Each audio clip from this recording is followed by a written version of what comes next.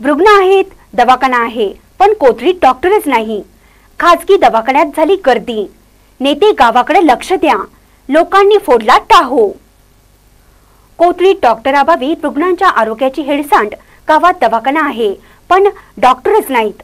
कोथळीत शासनाच्या आयुर्वेदिक दवाखाना गेल्या 2 महिन्यापासून डॉक्टर नसल्याने रुग्णांना खाजगी दवाखान्याचा आधार घ्यावा लागत आहे।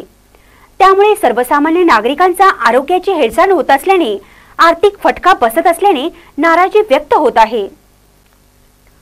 कोथळी गावाची लोकसंख्या 12,000 आहे।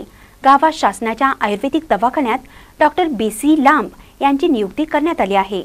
मात्र त्यांच्यावरती अतिरिक्त गावांचा भार दिल्याने येथे दानोळी आरोग्य केंद्रांतर्गत कोथळी ही आरोग्य उपकेंद्र व आयुर्वेदिक दवाखाना आहे, पण येथेही डॉक्टरांची नियमितता नसल्याने नागरिकातून नाराजी व्यक्त होत आहे।